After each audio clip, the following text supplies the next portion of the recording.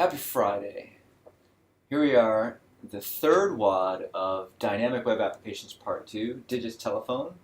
And this is kind of a cool WOD. I think you're going to enjoy figuring out how this works, because what we're going to do here is create a custom template basically just for this application. So the ones so far, like the text and select and so forth, those templates are really pretty generic, and you can basically just copy that template file into a new application and use it. Now we're going to create something that really is specific to this application. You're probably not going to use it generically, but we're going to use Scala templates to implement that just because it's a nice way to kind of put the code together. So this is what it's going to look like on one line. We're just basically going to take our telephone type from the last WOD, and instead of having it on its own line with a generic selection template, we're going to create a custom telephone.scala.html template, and which will display both the telephone text field and the drop-down list on the same line. Okay, let's see how that's going to work. We've got to create a new branch. So let's go to branches and click plus. So I'm at digit selection 1, which is my last one, and I'm going to say digits telephone 1. I'm going to create that branch, and then I'm going to look, and then I'm going to Control D and do a :clean, :compile, :run, just to make sure that life is wonderful. So we'll do this, and we'll look here, and it looks just the way it should. Okay? Start your timer. I'm going to actually remember to start the timer this time. And I'm going to enable check style. Probably already enabled, but you just never know. So we're going to do it. And basically, we're going to create a new template called telephone.scala.html that is supposed to combine together the telephone number and telephone type in a single form that spans 12 columns. All right. So let's do this. Let's create a new file called telephone.scala.html, and it's going to combine together the two. So we know we're going to take this, start off with this text,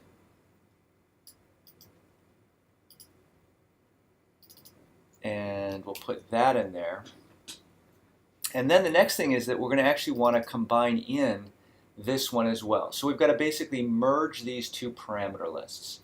So there's a couple things. One is, in the generic one, we've got field, okay, and both select and text both have, fields. So we're going to have two fields, and so we can't name it field because, you got to have different names. So we're going to have a telephone field and a type field. Second thing is these labels and so forth. Once we're building a telephone template, passing in the labels ceases to make as much sense because it's not a generic input or selection template anymore. It's very specific. So we're going to actually just get rid of these label parameters and even the placeholder parameters, because now we're building something that's totally domain specific. And we're not using help in this particular application, so we'll just get rid of that one as well. So that's what I mean when you go away from the generic ones into the specific ones. You should feel free to kind of make your life easy. If you're not, going to call it multiple times with different labels, just build it into the template. Why the heck not? Okay. So anyway, let's go back to our telephone one, and what we'll do is we'll start off by saying we'll have this tel field, and we'll go through this. And we will rename, we'll get rid of the label and the placeholder and the string, okay? And we will have a tel field, and every time we see an at field, we're going to replace by a tel field, because now this is going to be the first of two parameters that we're going to put in this thing. Placeholder is going to be XXX, XXX, XXXX. Don't need a help block. and we'll say tel field error map. We'll go right underneath that. Okay, so now let's go to our select, and we know that we already have this top level form group, but we're going to want to have this selection with its associated div, okay, in here as well. And it's going to go, this first div right here matches up with that column span, so we're going to add another one, and the selection goes in there. And now we're going to have another field called, let's call it type field.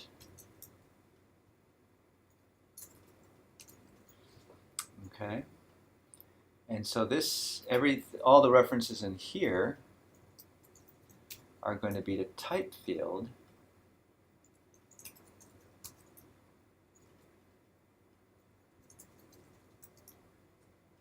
Okay, and then there's this multiple stuff which we could get rid of, but we'll just leave it in there for now. But you'll notice what happens is we now need an is multiple.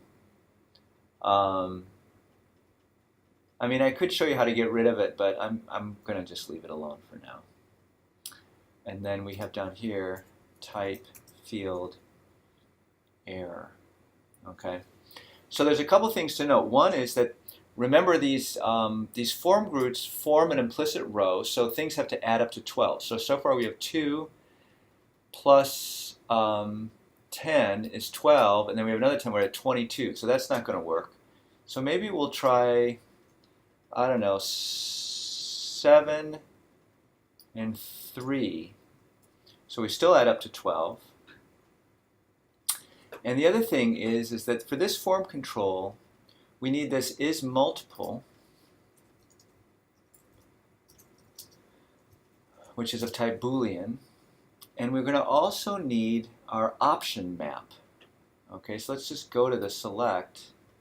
An option map needs to be one of these. So let's put that in there. Okay, so hopefully we've changed our type field.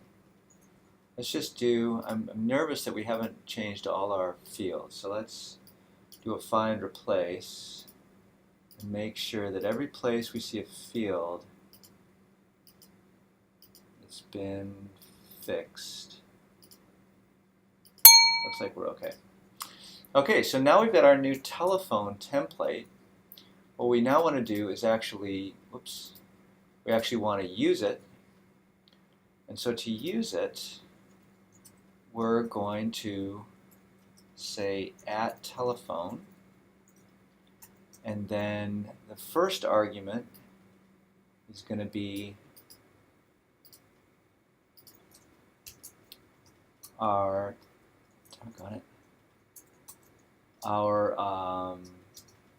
telephone field, and our second argument is going to be our telephone type field. And then we can actually, provide the keyword. We can use a keyword base for the rest of them.